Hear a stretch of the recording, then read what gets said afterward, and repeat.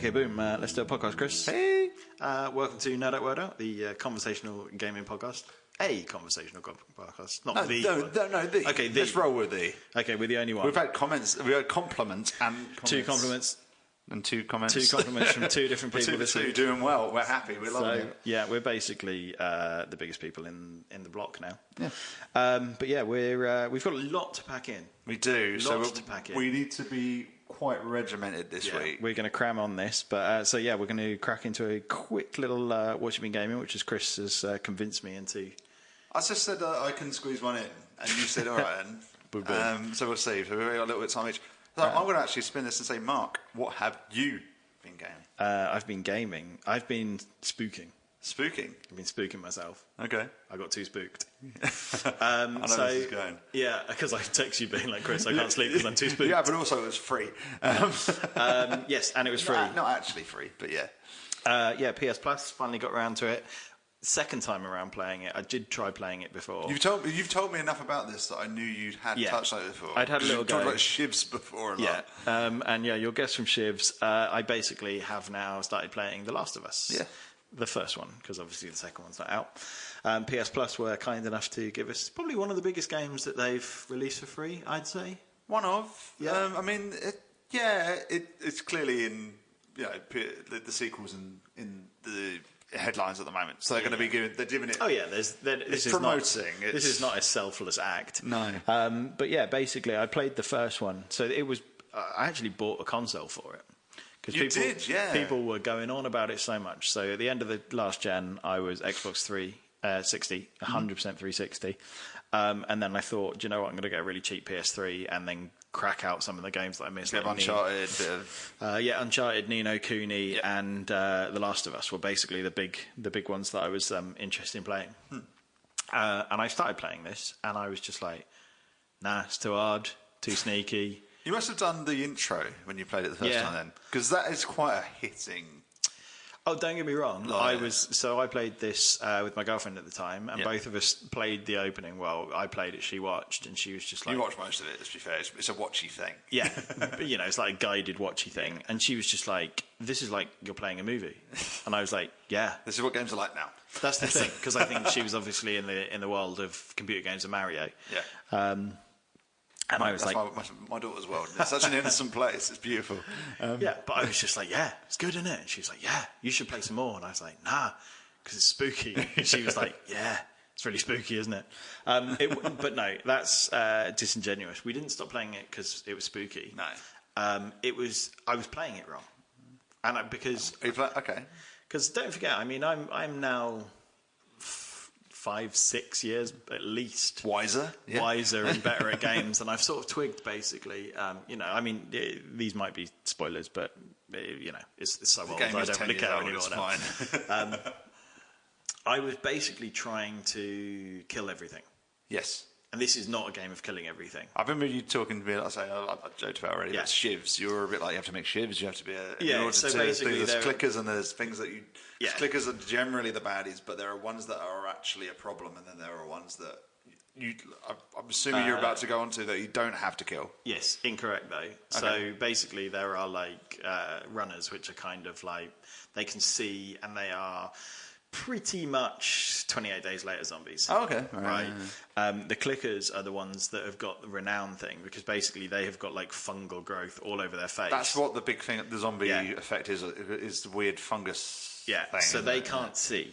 Okay. So they are like melee mofos. Right. So basically, the running ones you can take down with your fists. You can punch them and stuff like this. Okay. Yeah. But the problem with them is they gang up on you. But 1-on-1, you can take them down quite easily. Sure.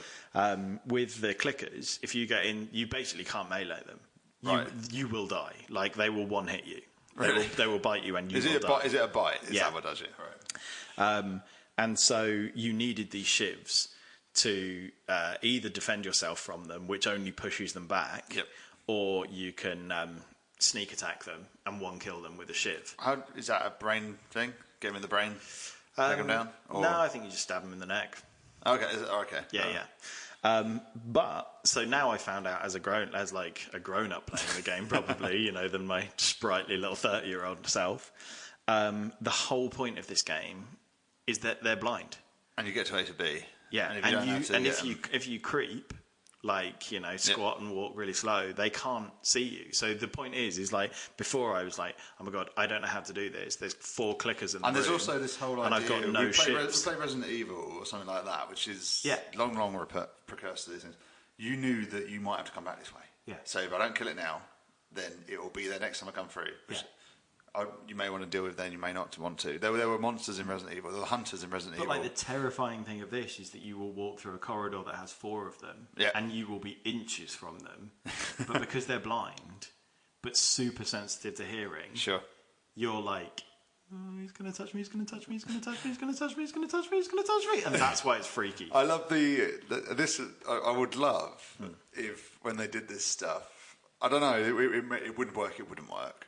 But to have a kind of microphone input to it, because I did this a bit with Until Dawn, where you had to hold still, and you used the whole 6-axis control. You're like, you've got to hold still, and you've got to proper frickin' still for the next 5 seconds, and you had the little, you know, the 6-axis kind of logo there, keep it in the symbol. And it's harder than you think to hold perfectly still. But if you did that, I mean, you can't obviously account for other noise in the room. Yeah. But if you had like a microphone thing where you're a bit like, this is, you know, so the only thing breaking that, all of a sudden the taxi driver passes in the background and you get it done. So the only thing breaking that is that it's 90% of the game is an escort mission so far. Yeah, is it good escort, bad escort? Well, and this is the thing, because it's a super duper stealth game. Yeah, bad escort. They obviously have gone, we just can't consider her to be her to be like visible. Oh, okay. So the thing is you're sneaking around, you're super clear, you're like hidden in the shadows behind things, super slow, all this lot. She's bumbling around, she's bumping into shit, she's walking into the but that doesn't clickers. Affect... No, because the thing is you could not play this game with her, right? With her being in essence like visible. Yeah. Because obviously when you're... Get in the box. Stay in the box until I've cleared this room and get in the box. Get in the bin. But anyway, sorry I've taken up the time. You've got 3 minutes and 16 seconds. Tell us what you've been gaming. All I've been gaming... It's a lie. All I'm going to talk about, demos. Of? I downloaded some demos. I downloaded free demos. Can you do that? Is that a thing? I didn't realise it was a thing. I downloaded free demos. Right. The Tales of Heroes, I think it's called. The latest one. Blazing Sky Free or something. Which is an RPG. I downloaded Gravity Rush 2. Okay. And I downloaded something else. God Eater 3. Right. I don't know if you've heard of any of these. You must have heard of Gravity Rush. I've heard of God Eater.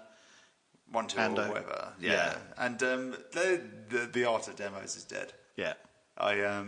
They've tried to... I mean, I was just flicking through, seeing what I was in my library. Yeah. My library is so big now from the PS Plus stuff that I'm just never going to get through it. Yeah. And so what's the deal? Do they give you now, is it still like a vertical slice, or is it like... No, I downloaded... I thought, oh, demo of that. I'll have that. Because I was thinking about trying a couple of these things. I thought, like, people talk about Gravity Rush. It's supposed to be a bit of fun. I thought, okay, I'll give it a go. Clicked it, 5 gig download. Okay, that's fine. That's a decent size, but it's not humongous. Yeah. But then again, this is largely a game on DLC, like downloadable. So that's the average size of the whole game, really. That you get. But that's the thing, I guess, with games is that now you need to download the engine and the textures and the characters and the sprites and everything like that. So I picked these 3 things. They're all about 5 gig each. Yeah. Which I say is not crazy these days. But then I started playing something else. Yeah. And it basically stole all the bandwidth. And I went back to it. I thought, I'm not going to play these now. I'll play them later. Yeah. I went back later, and they were all literally trying to steal each other's bandwidth. Yeah. And they were like 5% in each. You've got to one at a time these things. I've discovered this recently. Yeah, but you can't play anything at the same time either. So I've got my PS4. You should be able to play something off disc. But what is off disc these days? Everything. No, it's not though. I mean, it usually touches in base on online, but most things will play once they've been installed. I remember us having this exact conversation about 2 years ago, where we were playing. I was having real trouble with an update from The Division, Yeah. And the reason I couldn't download it quick was because I was actually trying to play the Division. So the Division was loading up. Yeah. It said, "Oh, need a patch in order for us to play together, you and me. Yeah. We need a patch." I was like, "What size is the patch?" It's like 3 gig. I'm like, "Okay, it's not going to be too bad." Yeah. So let's 5 minutes, 10 minutes. We'll be doing this. So let's chat. We're chatting. I'm like, this thing is not moving. This is going like... that's because we had a chat open. I remember this. Exactly. And it killed it. And again, I turned it all off. I closed the application. And all of a sudden, it jumped from downloading it at like 1 megasecond to about 20. And then about 15 minutes later, I'm ready to play now. You're like, no, I'm going to bed. Game changer is, though, plug that bad boy in. I know. Mine is now. Oh, is it? And the demos still were... But they were fighting with each other. Because I Ethernet. And I was on the PC. I Ethernet it, and oh boy. I Powerline adapted it, same as you. Yeah, I'm getting like 50 megabits download now. Yeah, mine's alright. Mine's more like 30, but I was on the PC at the same time. Yeah. But that's still sweet enough download compared to like I used to get like.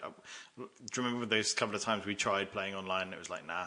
Because we were getting like less than 7 megabit down. Yeah, it's just like, no, my Wi-Fi is really good. There is something inherently wrong with the console, if you like. Poor, it's really bad, and that shouldn't be the problem.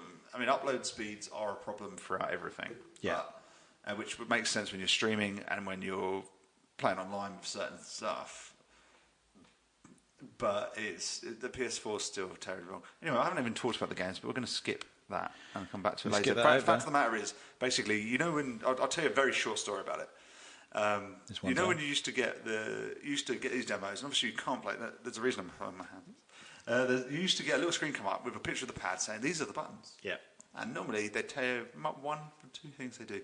These Gravity Rush, let's take that as an example. The game, the demo does actually do the whole tutorial thing as you play. So it tells you how to play it.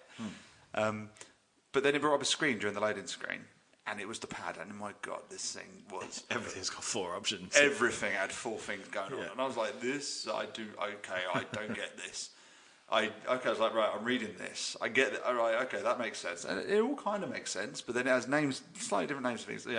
This is the gravity button, and this is whatnot. And then the game clicks in. You're like, press X to start. I'm like, okay, I'm just going to start. The first thing it teaches you is, look up. Yeah. Now look over there. I'm like, I did not need that demo screen freaking me out. And it was okay for a demo, but it was too dull. Yeah. Which it was the style of the game, I imagine. Yeah. Which is probably fine for a game where you don't want to read the manual, don't have the manual. But for a demo, you kind of want to be thrust into a bit more action. Yeah, of course. That's why I asked whether it was a vertical slice. But then no, it's not. Vertical slices are very difficult, considering the whole point of like the old games used to be like up, down, left, right. This is shoot. This is jump. Yeah, and it also would be like that's fine. But the demo I remember always is Tony Hawk's demo. It's like, this is the first level. You get 2-minute run, go. And I played that demo 500 times. So here I am doing everything. I think I had 2 tracks on it. I think that was one of them. But yeah, it was. But the magic's gone on it. There was far too complex for the short period that you were actually playing it. It was telling you more than you need to know the whole way, and then it gave you 2 seconds to play the game, and it was like, buy the game. I'm like, I might, but not because of you. Not because of you. So anyway, we've got a topic today. It's your topic.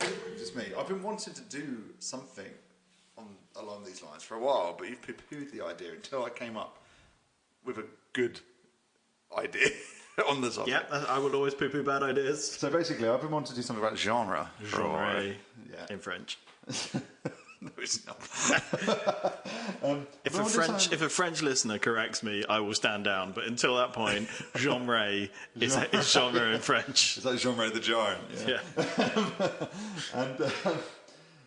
Yeah. So basically, I've been wanting to do something on genre, and I believe that what was popular in the past is not popular now, but also what was like flares. Yeah, absolutely. But what used to be categorized into basically 5 or 6, maybe 8 genres is now just a mishmash of all of this. Yeah. So what we're going to do, because I finally come up with an idea we can actually build on, is we're going to cover the genres as they used to be. We have 10.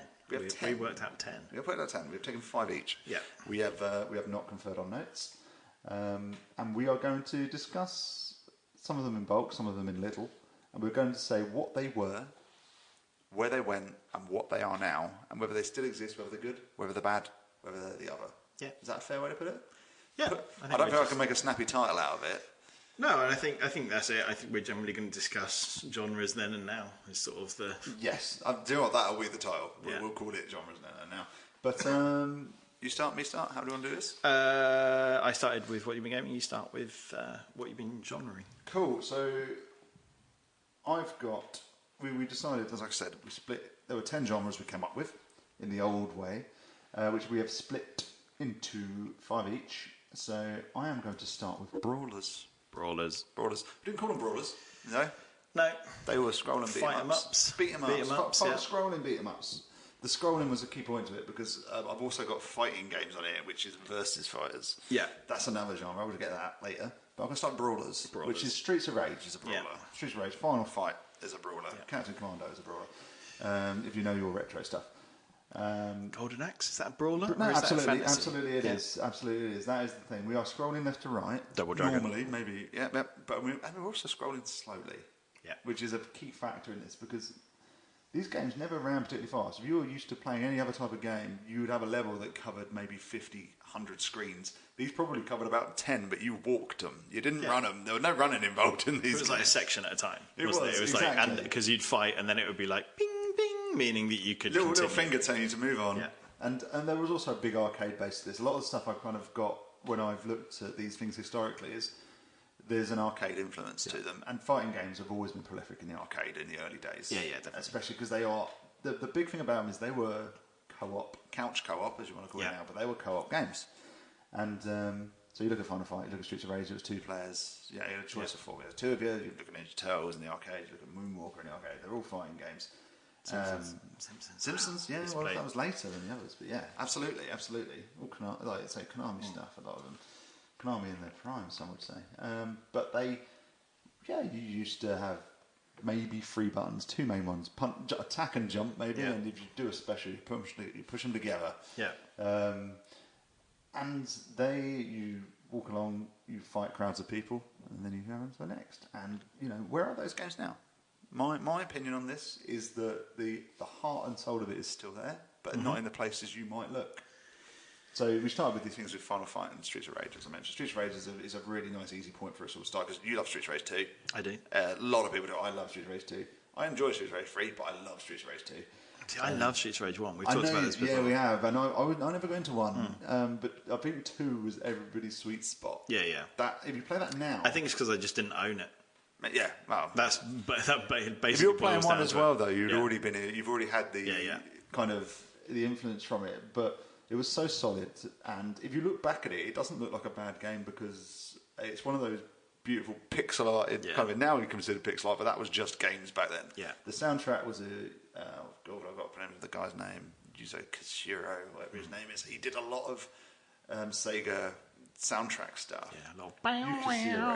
Yeah, and it's starting to stand out. It's awesome. As the sound was good, the game, it was like dodgy kind of voiced kind of screaming noises. That repeatedly. Yeah, absolutely. And so this thing's kicked into 3D eventually, because that's what everything did. And they fell on their face. Yeah. Largely. Even the good games, like Fighting Force, because I know you're a fan. Yeah, we did talk about Fighting Force. Were not as good as the 2D stuff, because all of a sudden 3D, people who are punching straight involves far too much calculation on where you're going to punch someone. And it was quite a hard... And especially the couch co-op thing started to suffer, because all of a sudden analog control kicked in too. So you're used to being able to walk up and down, left and right. However, you're almost on... There weren't actual planes of where you were, but you used to know if you were hitting someone or not hitting them. Yeah. And people used to walk around each other, but it was walking. There was no running. Yeah. There was no speed involved. It was slightly strategic in its fashion. Then all of a sudden 3D kicked in and camera angles started to become an issue. 2 of you on a screen started making it zoom out, a bit sketchy. You'd start punching in a direction, your punching animations were too slow. Yeah. People were too easy to kick crap out of you as you did it. It was not a pretty time for the genre. It's not a good time. But it got better. And people don't realise it got better. But because they were terrible. There was terrible times. There was Fire Force wasn't bad, but that was probably that. And I never played it co-op, but that and Die Hard Arcade are probably the ones that tried to be like the old games. Yeah, Kido was another one on PS1, Crisis Beat 2, and they. But then there were games like Final Fight Streetwise, which you may or may not have played on PlayStation 2, which is god awful. Yeah, it just was terrible. They did try and make Streets of Rage 3 years and years ago. If you look it up, you wouldn't have known back then because the internet wasn't a thing, but you can find early footage of it now and it just looks awful. You have things like Zombie Revenge, which came out, which weren't awful, but do you know what? They're pretty broken. Yeah. But then things changed and they took that brawling aspect and they slapped it into kind of adventure games and kind of an open world thing. Yeah. These things used to be largely level based. That's what a load of arcade game stuff was, level based.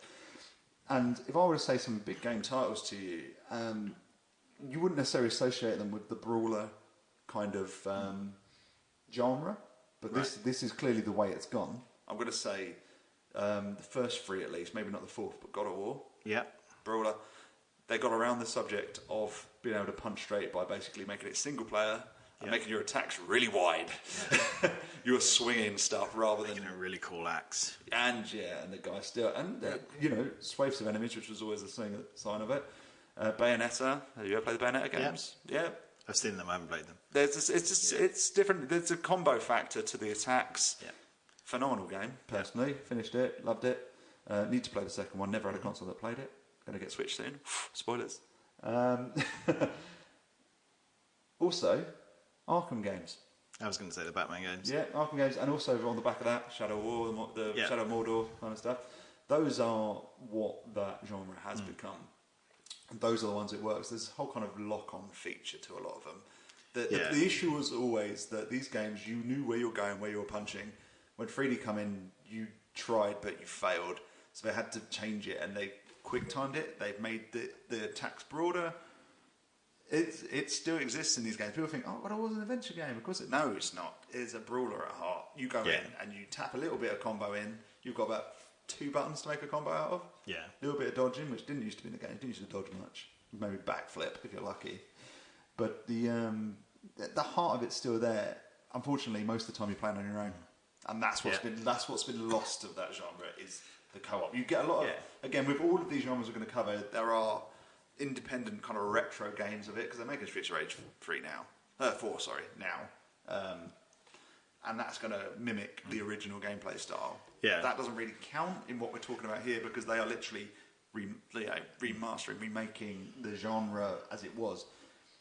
Without that, there's not that much else to compare it to that's actually done well. So these are I think one of the ones that springs to mind of me that is still a very brawlery aspect. Is I've forgotten the name of it. The zombie one where you're in you play the guy called Frank, the photographer. Oh, the Dead Rising. Dead Rising games. Yeah, okay. Do you know what I mean? You know, like basically you swathe of things, lot often melee. And most of the things you're doing, the thing is, what used to be straight punches, used to be punching just in front of you, is now big swings everywhere. Like you said, that's the thing, but crowds of enemies. And they still struggle with this because you and I both got really excited and stopped playing the game. Which game did we stop playing? Because we couldn't hit anything. Monster Hunter. Sorry? Monster Hunter. Oh God, no, that was something else. I know, but I'm just saying, like, that is that whole 3D combat where basically you can't hit anything because, you know, me I'm not saying it's something else. Well, I don't mean, no, don't talk about it, it's something else. No, that was a different level. Yeah, but because that's what I'm saying. We couldn't hit barrels. These games were not hard work. We couldn't hit tutorial barrels. Yeah, so it was just like... I mean, there are examples partway through this where the whole juggle 2D, 3D, if you look at Guardian Heroes was a phenomenal game. Yeah. 2D, brawler. It's kind of has RPG elements, but as a brawler. That was coming out at the same time as Fighting Force, and Guardian Heroes was clearly better. Yeah. Yeah, no. If you look at things like Gekido, the funny thing is they brought a game on PS1 called Gekido out, which was okay. It wasn't great. It was 3D. It was a bit clunky. They brought a Game Boy Advance version out, which was basically like Streets of Rage. It was 10 times better. Yeah. And it was stylized and the rest of it. So, you know, the 2D rule bit did win the day, but if you want to go ahead, it's fine. You can carry on playing these games. You just have to play on your own. Over to you. I'm going to go in with a hard-hitting favourite here. Go on. Puzzle games. Do we get many these days? Well, this is a fair. Well, you say this. Yeah. You say this, but like, so you know, I was looking into. I was always a big Buster move man. Well, this is what I'm saying. I was looking at early puzzle games because like the puzzle genre is absolutely huge, yes. And it can mean a load of different things. But basically what I did is I found early games that are now very visible in modern day stuff. Okay. Yeah. So I landed on 1989's Columns. Oh yeah. Do you remember the Columns? I do remember. I've got Mega Games 1 again. Yeah, exactly. So Columns quite obviously went into match. Should we give a brief explanation of Columns for those that don't know? Yeah, so basically Columns is if you imagine Tetris, but it's different colours as opposed to different shapes, etc. You don't rotate the shape. They always come in blocks of 3 that you swap the order of the colours in the column of 3. Yeah. And then obviously they disappear when you match colours together. Yeah. And of course we say, are there any match 3 games today? Yep. Yes, probably one of the biggest games played in the world. I was going to say, I know where this is going. That's what I'm saying. So, it's not a console thing though. It's not a console thing, but it's installed in every version of Windows 10. It's installed in every version of Windows 10, and it's on 90% of people's phones. Candy Crush. It's not mine, but it's on my iPad. No, but if any Mrs. plays it non-stop, That's Frozen Freefall. It's the same, but different. No, but she went through years and years of Candy Crush, and as did most people, I went through it. And then basically, I went from Candy Crush, which has its place. It does. As my mum loved Tetris, my mum loved Buster Move. Yeah. And my mum loves Candy Crush. Yeah. And she's got a tablet now. Of course, everybody's got a tablet now. I don't want to, not getting kind of classist on the matter, but everybody's got a tablet now. And you walk in there, she is still Candy Crushing. But for the more gamey of us, if you want to do a match 3, something that I got obsessed with for a little while, Puzzle Quest. Mm-hmm. Oh yeah. Match 3 plus RPG. I've also spoken recently, being the last couple of months, about Capcom Puzzle Collection, I think it's called, which is the Picross. Basically, I think that's a puzzle game. Yep, I love it. Still playing it. I am 70-something% through that now. The other one, which I drew a almost direct link, is: do you remember 1982's Locomotion? You'll have to remind me. What you will probably remember the song. No, it's not the Kylie song. What you will probably remember the gameplay of is 1989's Pipe Mania. Yes, I do know. Remember Pipe Mania? Yeah, Locomotion was exactly the same, except it was train tracks. Oh, so obviously, because Pipe Mania was water down the pipes, wasn't it? Yeah. So basically, you either need to place or spin tiles, which either have straight, cross, or bent tracks. Yep. And you rotate them to get the train from A to B. Similar with Pipe Mania, you needed to build a pipe system from A to B. Where the water would go, And after X amount of time, the water started flowing, or the train started moving. Oh, it's like, exactly. Yeah. So basically, you're against the time. Yeah. And I was thinking, right, okay, hang on. So many mini-games in AAA titles now contain the exact same gameplay. Yeah. BioShock. Did you ever play BioShock? I started on 2, which was a bad thing to start. I should have done 1. I did try trying to play Infinity. Infinity? No, BioShock. Infinite, yeah. Which I don't know why I stopped, but it was very good. The intro, the start of that game was phenomenal, to be honest. Yeah.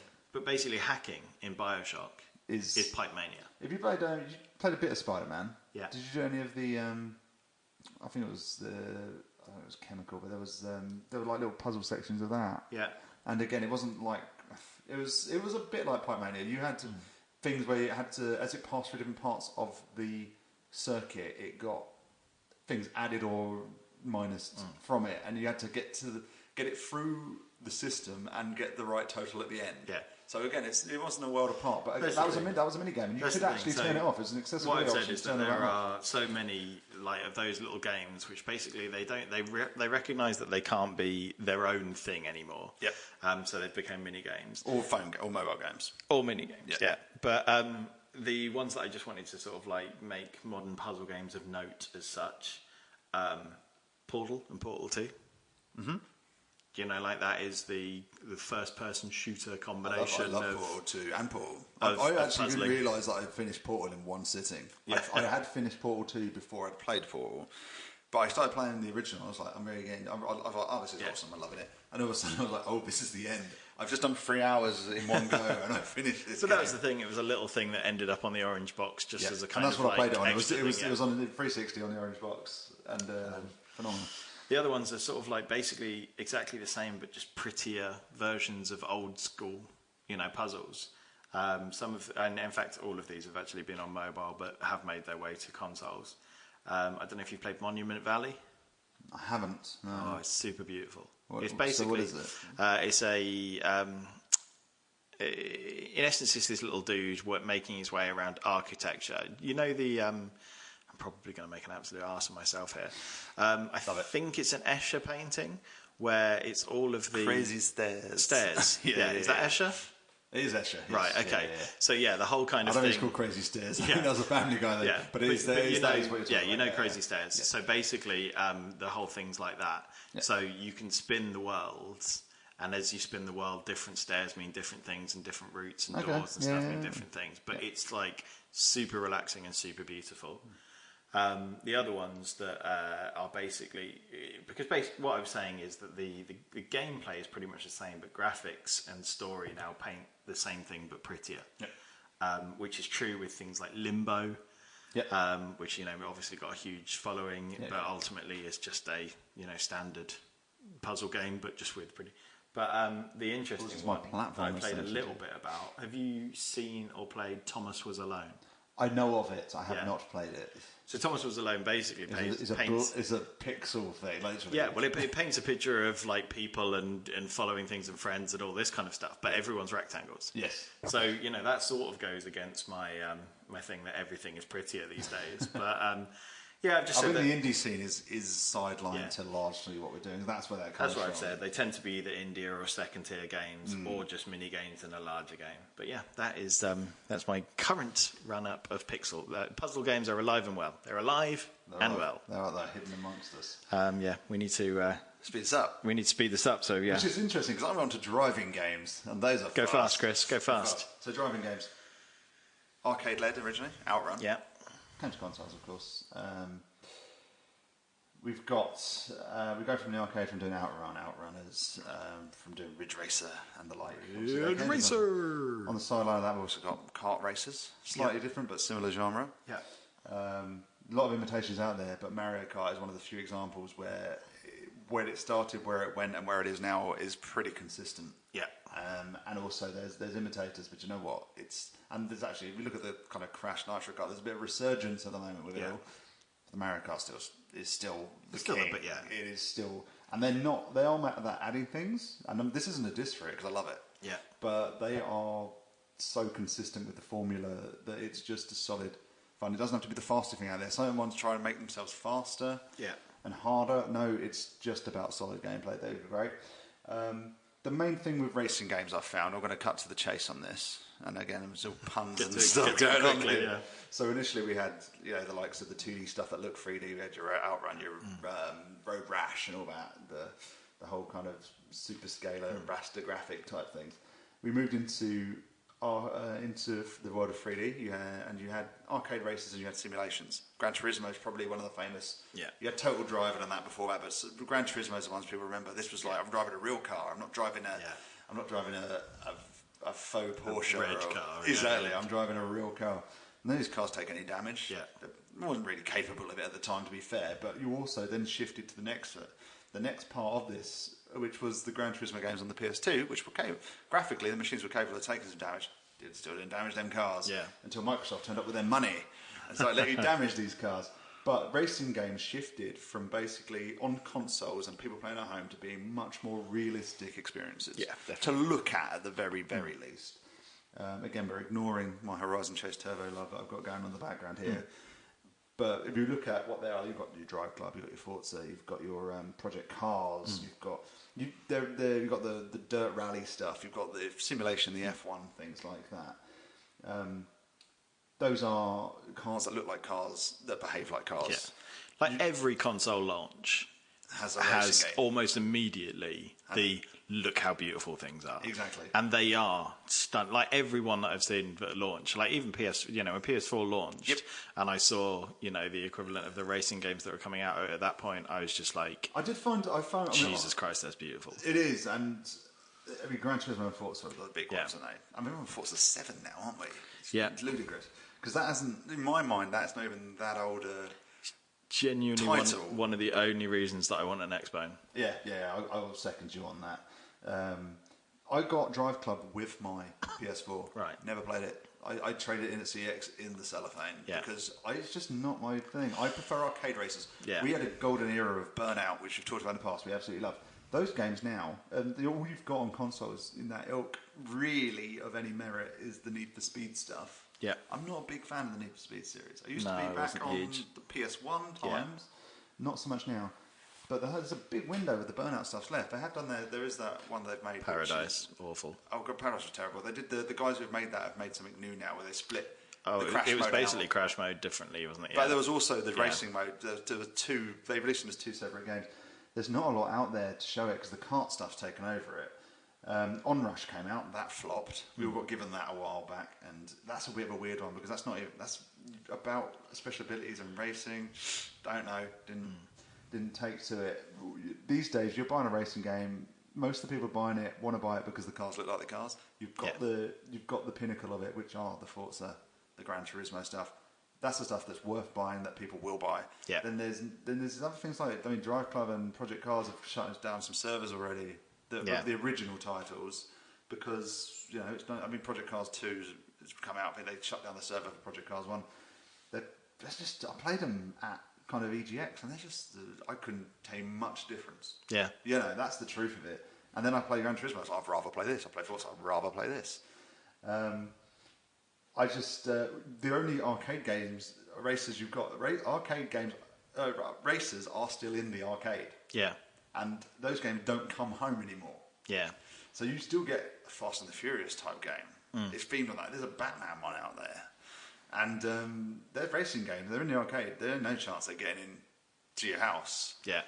So it's really weird how that genre has segregated itself to being simulations at home, simulations in the loose sense, to arcade experience and checkpoints, etc. in the arcade, and they're not crossing over anymore. It's a strange place.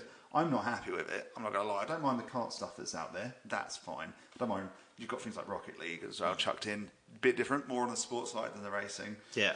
But the actual racing stuff, I like arcade races. I used to like my Daytonas, my Outrun 1, Outrun 2 stuff. I used to like Burnout. Yeah.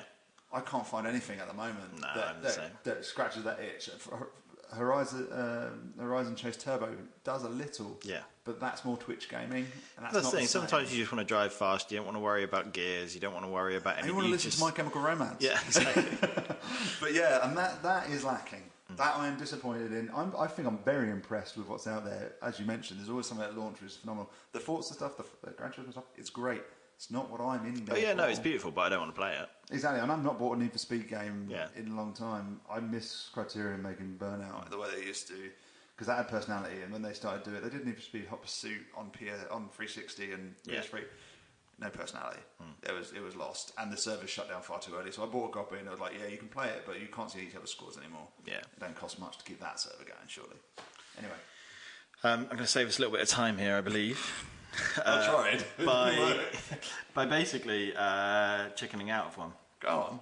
So I had RPGs. Replicas. Which, they started off pretty strong, and I'd say that RPGs are still a game genre. My whole summary of that in a sentence is going to be that RPGs have gone much more Western than Eastern. I love JRPGs, which is the Eastern variety I mentioned. Yeah. They haven't evolved very much, and there are less of them. And they've started to show, I don't know, there's not many out there. There are the big ones, but they are just the big ones. There was a nice point in PS2 time when you were starting to play Dragon Quest, and it looked awesome still. Yeah. And Dragon Quest looked nice now, but then what else is there? Yeah. Final Fantasy went very Western with 15. Yeah. Certainly in the AAA go, but I mean, don't forget that like JRPGs on Steam are, 10 a penny, literally price-wise as well. Well, yeah, but they're not. They used to be almost. You could see. I don't know. They felt like it's like I'm buying a game, but it's like all my other games, but it's 40 hours long. Yeah. Whereas now it's like, it's 40 hours long because it looks a bit cheap. Yeah. But no, basically I was saying the reason that we can't necessarily talk about RPGs, and we've spoken about this before, is because there isn't a genre that doesn't have a RPG crossover in it. Not an element, yeah, absolutely. Yeah. So we talked about Puzzle Quest earlier on. That was that's Candy Crush plus an RPG. Basically, like journey mode or stat builders in sports games. That's the new kind of stat thing. builder's the main thing. I mean, even in Horizon Chase Turbo, after X amount of races, you unlock extra stats for your cars. Well, I mean, like the term leveling up is now almost like synonymous with gaming. Yes. Every game you're just like, I'm going to level up. I find it very weird now where I play a game and there is not any kind of like progress or anything in it. Yeah. That is a retro effect. Yeah. Now people consider it to be a roguelike thing, which like I'm as strong as I am at the beginning of the game as I am at the end. Yeah. It doesn't happen. It's we get better as we play these games. Yeah. Our character gets stronger. Obviously, things level up in the same time, which makes you feel better. Now and again, you'll come across something you fought at the beginning of the game, and you'll be that much better at beating it. But it's rare that it's because of your skill alone. Yeah, but as I say, like it's not really worth talking about if RPGs are doing well. Yes, of course they're doing well. They're probably like one of the biggest genres out there. Yeah, you're looking in that broad sense. Absolutely. And yes, like they still stick to the same sort of things. There are still every type of RPG that there used to be. Whether it's turn-based or action RPG or anything like this. They've done some wonderful thing with the turn-based stuff. I think dragging them out of the dungeon and making it a bit more along the XCOM lines has done that well for good. Yeah, personally. That was sort of like a quick rundown because we could basically do an entire episode on what RPGs are now. Those are technically, just for the record, you and I both agree that probably if you were to put these down in order, that would be both of our favourite genres. Exactly. That's the truth of it. But I didn't want to kind of just brush over it, but at the same time, it's too big a subject to be knocking about, basically. Yeah. That saved us a little bit of time. Let's get on to the next one. Me, easy one. Nice. Again, I'll keep it sweet, simple. Fighting games versus fighting games. Them games that you fight people. Fight one another. Street Fighter, for example. So we're talking 1-on-1, or it might be 3-on-3. The way these things have gone. However, it's one player versus one player. Yeah. Generally, I say generally because there are exceptions, of course. There always are. But so we look at the lowest common denominator on this that everybody's always cares about and where these things started is Street Fighter 2. Yeah. And do you know what? People still play Street Fighter 2. Do you know why? Because it's solid and it's good. Yeah. They've released Street Fighter 3, which people they've forgotten about. It's not a popular title. Street Fighter 4, which brought it back. Street Fighter 5, which somewhere in the middle. Everyone was fat. Yeah. Was it Street Fighter 5 that everyone was fat? The chonkers. the chonk. I think it was muscle mass. Yeah. In places. But oh Lord, Ryan, chunky. They are, but the genre it's really not changed very much. No. It's the difference is, and I like kind of what they've done with this. Yeah. Is that it is an arcade associated genre. You get it came into the home and you got the same experience at home, a little bit less graphically, but you didn't have YouTube to do comparisons with back at the time. So my Mega Drive version of Street Fighter 2 in my mind was as good as the arcade. But looking at it on paper, of course it's not. But at the time, that's how I felt. Apart from the fact you had to press start to get to the other buttons. My SNES version of Street Fighter 2 was the same as the arcade. But yeah, you get what I mean though. Yeah. There have been other contenders to the crown. Of course there are. There are the likes of Tekken, which is there are the likes of there's Mortal Kombat. Mortal Kombat. You're seeing the Neo Geo stuff. Thank you. Anyway, they're more in the side bit, which didn't touch on. I don't know if you ever did. The Neo Geo stuff was not big in the UK. No. But looking back now, it's romanticised a lot more than it used to be, and it is actually genuinely very good. Which is all the King of the Fighters stuff, and King of the Fighters is kind of the ensemble piece of it, but it was art fighting, Fatal Fury, Samurai Showdown, etc. Again, your one-on-one versus these games. If you've got two people that know how to play that, it's like a game of chess almost. That's the way I've heard it summarised in the past. It's it's very thought out, very careful. If you've got one person that knows how to play it and one that doesn't, it's not fun. for either people. It's like when we play fighting games. Yeah, you've got because I'm amazing and you're awful, or the other way around. But there's been a bit of a shake up. Things went from 1-on-1 gentle to all of a sudden the kind of crazy Marvel vs. Capcom things, which were the extreme versions, but there was still tactic in that. Again, that plummeted because of politics with Disney and Marvel. They decided to cut half the characters out that people liked and try and convince them that these characters are just as good, and they're in the movies that are out now. Yeah. There was this weird thing where it was like there was this people were like, I want to play as Magneto in Marvel vs. Capcom Infinite. They're like, you don't need to. You can be Ultron. All that Magneto did was like a triangle jump function, which Ultron does. No, I want to be Magneto and I want to be Wolverine. So where's Wolverine? Yeah. And it doesn't take much for gamers to get upset when people try and get political with this stuff, like on the licensing level. So they're not much different where they are now. The main thing about it is that games have stuck to the 2D-ness. So you started with 2D. Everything starts with 2D in gaming. Then you got the likes of Tekken. You got the likes of Dead or Alive. Those are still kicking around. Soul Calibur, which are all great games. The 3D aspect of them has faded in as much as it used to be. You can walk around the arena. Yeah. You can, you've gone up free motion with it. That's still there, but you're getting a lot of these kind of Arc System work games, which are 3D but 2D at the same time. Yeah. And they want to be 2D, but it's actually easier to make the 3D look 2D than it is to animate the 2D these days. But that's the thing, but you get back to the same as Fighting Force. No one wants to have a fighting game where 90% of the time you're punching the wrong way because you're not facing the opponent. Exactly. And parts of Soul Calibur was the one which I love the Soul Calibur series. Yeah. But there were ways when you dodged the right way, your big swing of the sword, it was different because you were holding a sword. It had weight. Yeah. So if you swung it and missed, you felt the weight was what was missing. But if you're throwing a punch, you're not just going to stand there. In Tekken, if you look at the likes of Tekken 4, which was a pretty dark point for the series, you threw a punch and your guy's looking in a complete opposite direction of everything that's going around him because the other guy's dodged behind it. And, if you're swinging a big sword, you'd be like, oh, I can't swing it back around quick enough. But if somebody's throwing a punch, you'd swing an elbow. Yeah. Tekken got better, but it didn't change that much. The whole, arguably, the Dragon Ball Z stuff, not just because it's Dragon Ball Z, but that took over from the Marvel vs. Capcom. Yeah. They entered the competition. This stuff is an e-sport, and when people update it and they nerf and they buff stuff, it hits like the Reddit kind of pages. People get very upset and very happy at the same time about these different things. It's a genre which, rather than you play a lot more alone now because couch co-op is a dying thing. The nice thing about it, and I'll just finish on this quickly, is the Street Fighter V Arcade Edition. I think it was on the 30-year anniversary one, or whatever it was, 35-year. It was they did a little kind of feature on it, which was very basic. Right. But the idea was that you could play it in arcade mode, which meant that you could play the game in arcade mode. So you just do 10 fights, then fight a boss and win. Yeah. But it also meant that all of a sudden somebody could just, like online, you're playing this. Yeah. You're online, but you're playing on your own. Somebody would just chuck 20p in and press the button. And all of a sudden, you'd be like, bam. You're like, oh, I'm kind of on my own, but somebody's come and challenged me to have a go. Because they could have been watching you play. Yeah. Think, I'll give that guy a go. He seems to be good, or he seems bad. I don't know. You don't know how sadistic you're feeling. That sounds like my nightmare. And well, you don't have to play that way, but that's an option.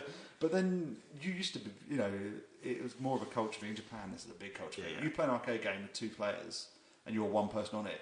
Somebody comes in, they will chuck down. Yeah.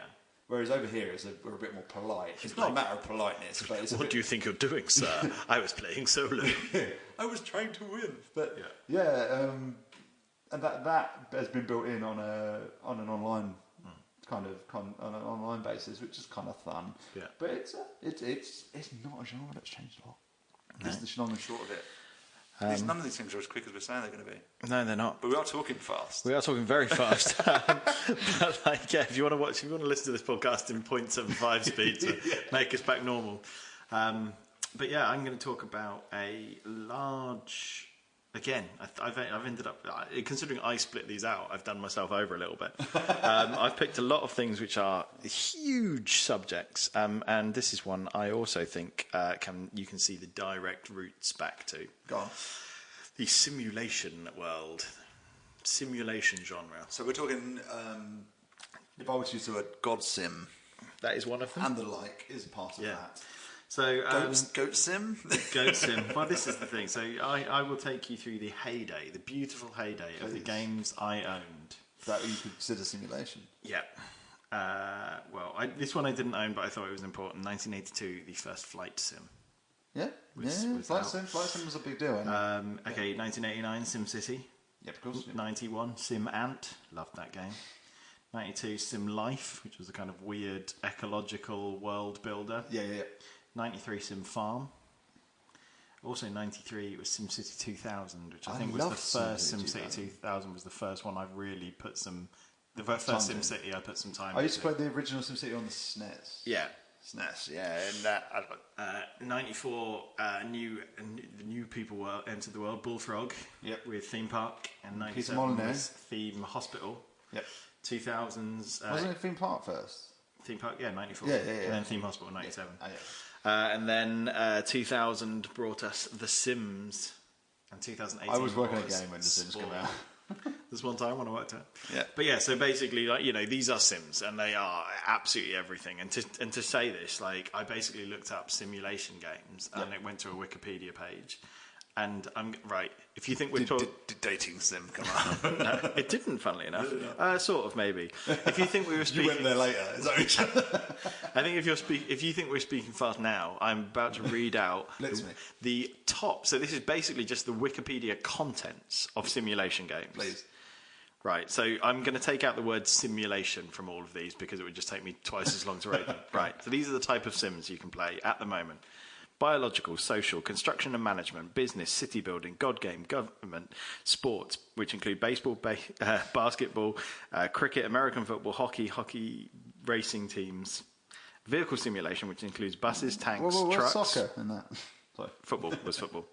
Buses, tanks, trucks, flights, ships, racing, submarine trains, trade simulations, photo simulations, medical simulations. That's just the opening to it. So basically, sim on there. I know you vehicle simulation, bus sim. Yeah.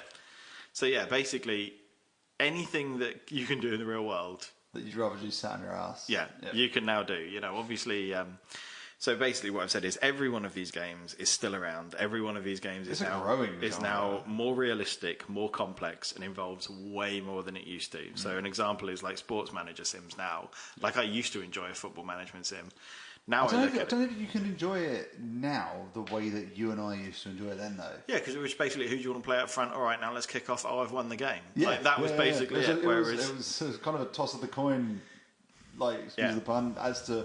Go, oh, did I win? Yeah, I won. Next. Yeah. Whereas it's so much. Whereas I'm saying now, you're no longer just the sports manager. You're the financial manager, and you're the stadium manager, and you charge how much tickets are going to be, and talk about what scarves are going to cost, and all this lot. And it's just like, whoa, it's too much for me now. But what I was saying is that they've also spilled over into popular play modes of other sports games. So, for example, FIFA. They did, at one point there was FIFA Manager and there was FIFA Soccer. It's all the same thing now. Football. So in essence you can play FIFA as just the manager. I know exactly, they blended it. But what most people will do, or I think the most popular mode for playing FIFA in is is it Golden Team or something? We're going to show ourselves up here. I know what you mean. I don't know what you mean. Yeah, but basically you're not just playing the games and you're not just picking the teams. You play this whole management thing where you It's almost there was a series Player Manager and it's almost that ideal. It's that in the most basic sense. It's like you run it and then you play it and then you run it and then you play it. Yeah. Basically I was just going to sort of finish on some notable games that from personal experience, which I think are directly related to above. I've been playing 2 Point Hospital a lot recently, which is basically Theme Hospital updated. Modernised, they've made it a bit more grown up. They've not got bloaty head syndrome anymore. Well, they have, but because you're zoomed out so much, then you can kind of forget that all the illnesses are a bit silly. Oh, okay. And RimWorld is a huge simulation game. Almost makes me chuckle. I know, it just makes you. But that's the whole sort of sci-fi colony builder. Yeah, it's absolutely phenomenal. You should try that out. And my personal favourite is Craft the World. Still love that. It's kind of Terraria meets RimWorld meets Dwarf Fortress meets all sorts of things. The idea is that it's the most. Again, that's the lowest common denominator. They've taken the core of that. Like, you do what you want with that. Yeah. You do what you want with that.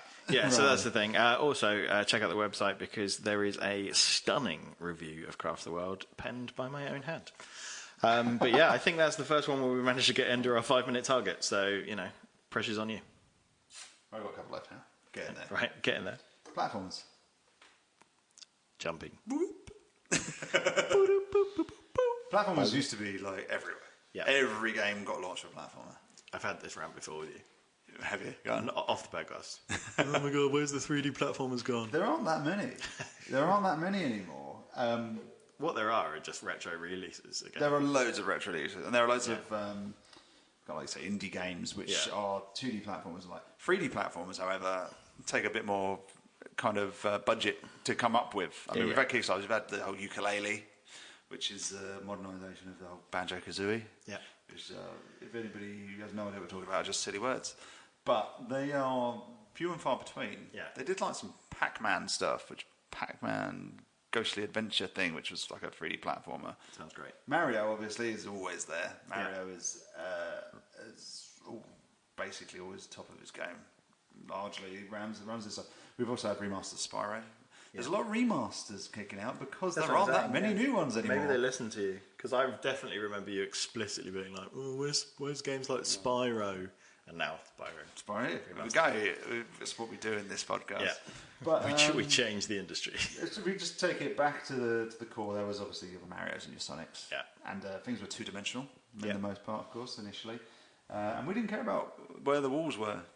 In these games, because it was the edge of the screen was the wall. When you have a 3D wall and it's invisible, things get a bit more tainted, and that's where things started to get lost. You used to have games like Croc come out, which basically everything was you got one little valley and like Crash Bandicoot. It's like you got jungle either side. You can go forwards and maybe a little bit left and right and time their jump.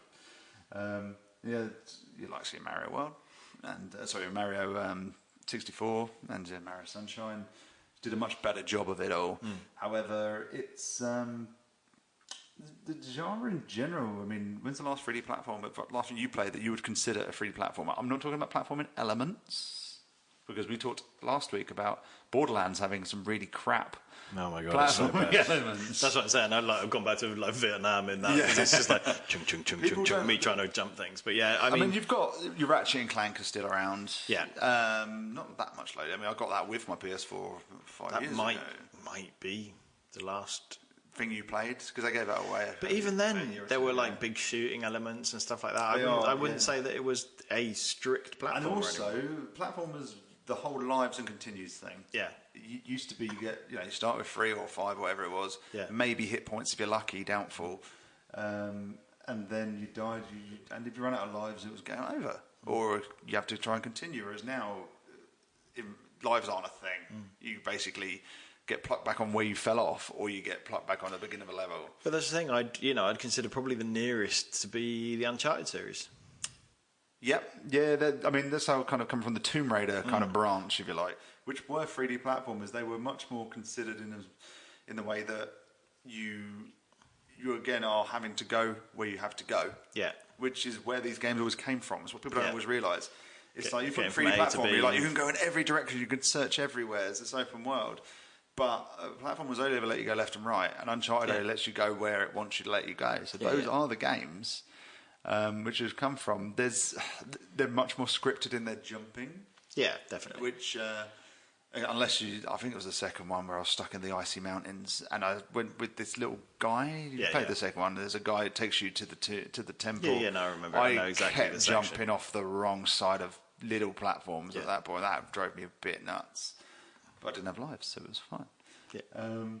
But I think that a lot of the 2D platformers used to be live and die on their kind of on the physics. Yeah.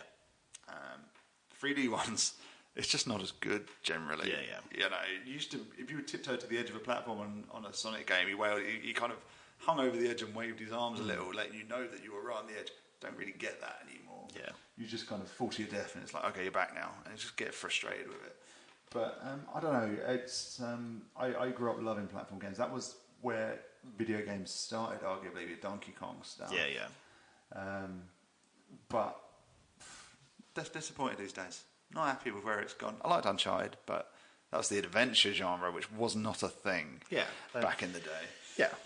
They also had shooter elements and the rest of it, but I'll get to that later. So you done? Oh wow, you came in under time. There you go. Good work. I'm going to go with strategy. Strategy.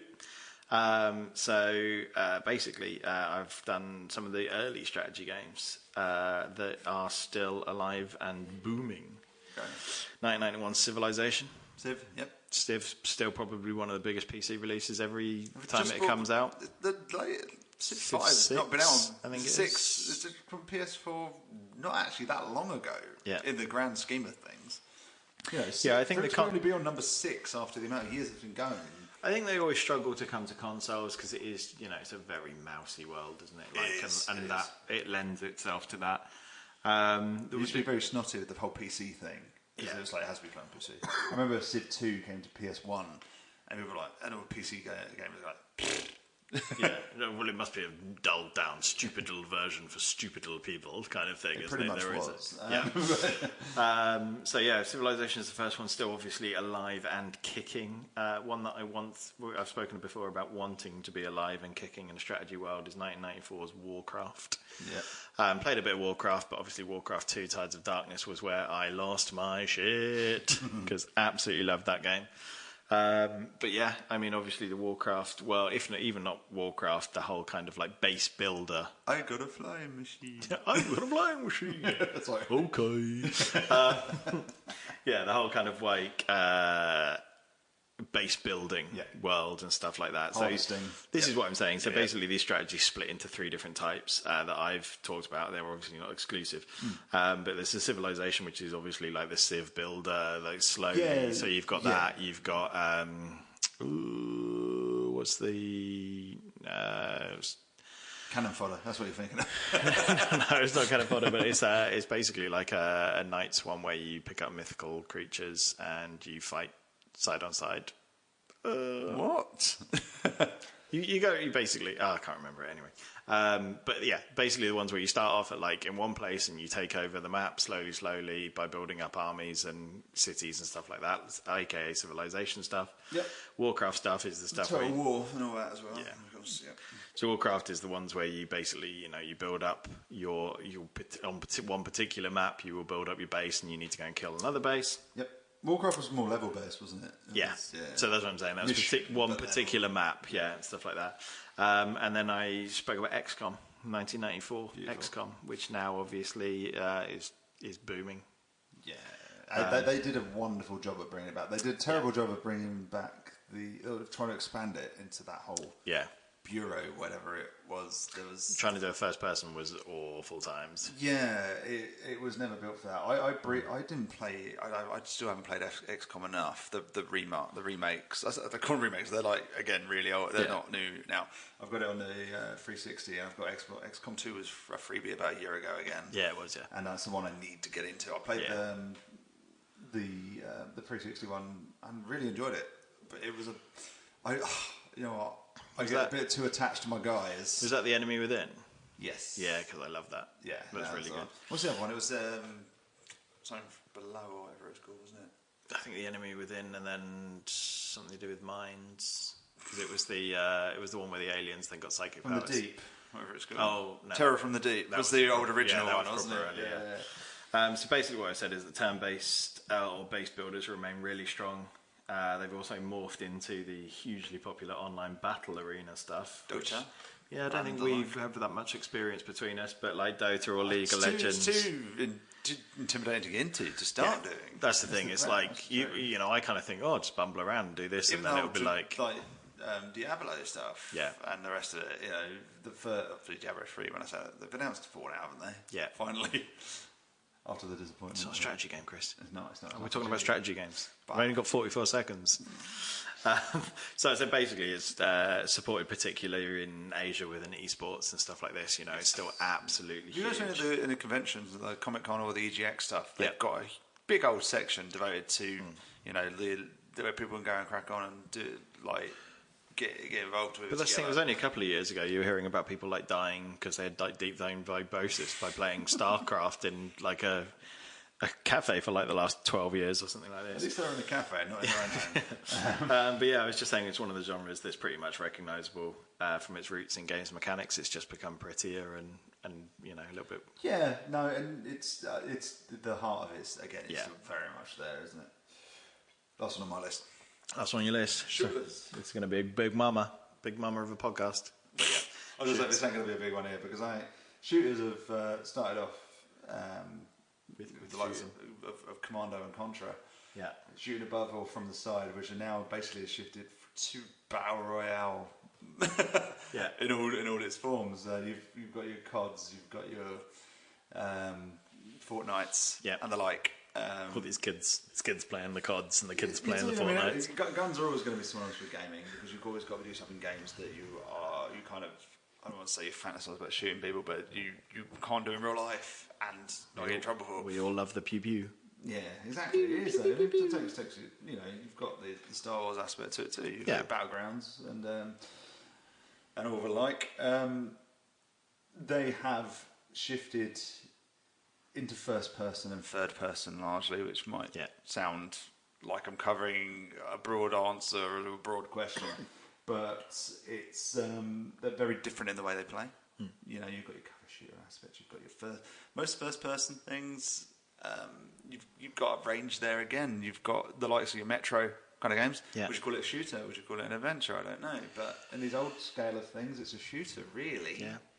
Your Borderlands, it's an RPG, but no, it's a shooter, really.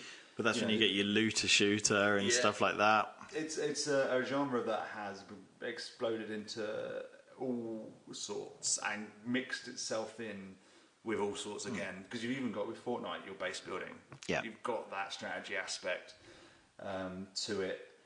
The thing about Fortnite that always makes me laugh is that obviously everyone's battle royale. That's the way they sell it, of course it is, but that was never the intention when they made it. Yeah. The intention was the save the world mode, which kind of people don't play that much. Yeah. But the idea is you build your base during the day, and at night the horde comes, then you protect yourself from the horde, and then you rebuild your base. See, that's by far the most attractive part of Fortnite to me. Yeah, and I think the idea is that you play with like teams of 4 or something when you're doing that. You don't play with the 99 battle royale.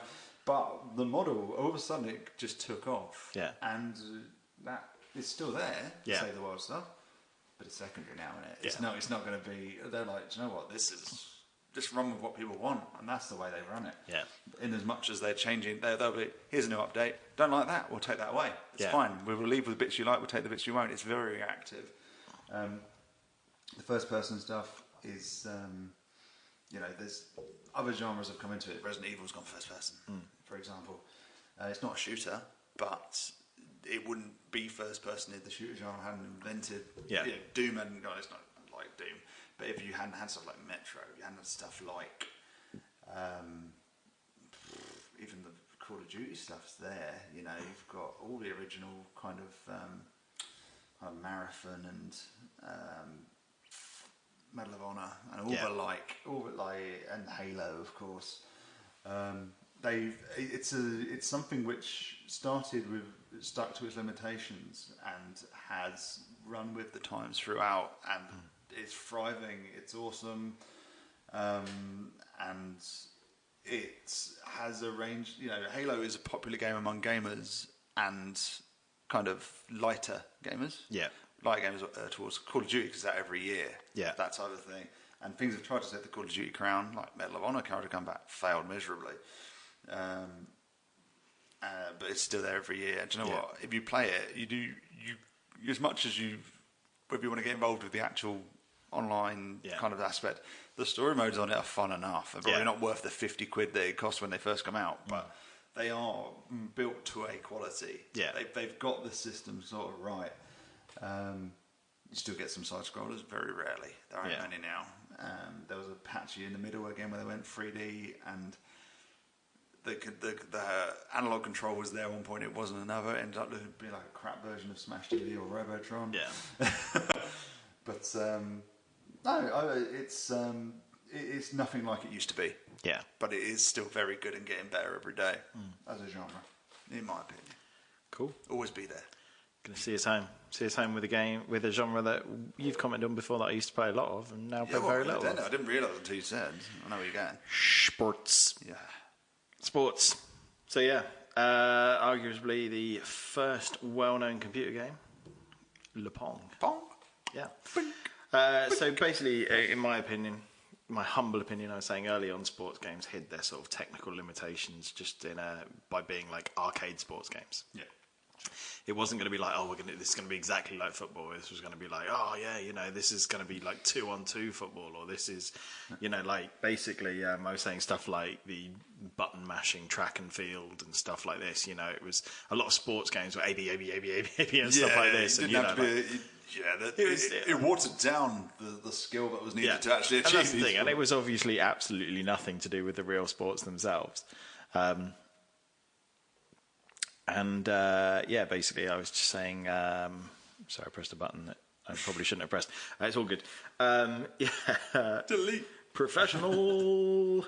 I was saying team sports basically deviated away from their reality with smaller teams. So a game I used to absolutely love. Do you remember Arch Rivals?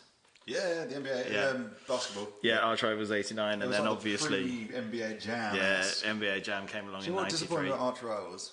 I played in the arcade once. Yeah. I put my 20p in. Yeah. Played the first. Was it quarters there? It was hard. Yeah. They didn't want more money. I was winning, and it still. What? You couldn't even get one game out of it. You had to pay per quarter. You had to pay per quarter. Oh, that's rude. And that's that. And I walked away just disappointed. I enjoyed what I played. Yeah. Until it stopped. I think I had it on. It's like either a console, if not a console. Mega Drive it came out on. Yeah, I think I probably had it on that. But yeah, I was saying then the simulations came along a little bit later, so you had sort of things like FIFA International Soccer, where yes, you could run away from the referee. EA exploded. It exploded with the EA stuff. Yeah, exactly. And then like a little bit earlier was John Madden 88, which obviously isn't as huge a game here as it was there. No, but there is a following. Yeah, exactly. And I was just saying. Yourself. Yeah, so basically they were trying to simulate games and had the most sort of realistic approaches, and basically the moment that they started becoming ultra simulations were when you started securing real-time rosters and being able to be basically the biggest franchises in gaming, just by in essence commenting on real life and being real life. Commenting is an interesting word because that whole aspect of it is vastly improved over the years as well, to the point now but it sounds natural. It used to be about 4 comments on a commentator's reel in a game. So the thing, like my notes here, sort of like sum it up basically, I've said it's a bit of a generalization in a huge genre, but sports games today on the whole follow to seek to be as true to life as possible, featuring real life players, realistic AI graphics, and even down to things like camera angles which recreate sports programs. Every year. Every year they do that. It's like buying a new car. You buy £50, take it off the forecourt, nothing. I want to trade it in next week. No, we don't take those anymore. And that's the thing, and they would absolutely kill their income if they were just like, do you know what? If you don't want to buy FIFA 20, we'll just give you this year's roster on FIFA 19. Which they could so easily do. They could. And I remember, I'm sure I told a story before, but when I was a game. That's one day. PES came out. Yeah. When I went there. The original PES. It wasn't actually the original PES, but it wasn't. PES was an evolution of ISS Pro or whatever, ISS International Superstar Soccer. Anyway, PES came out, PS2, and then we got to a year later, and PES 2 came out. Yeah, and PES was still selling for £40 a pop, which meant it would trade in at £20 a pop.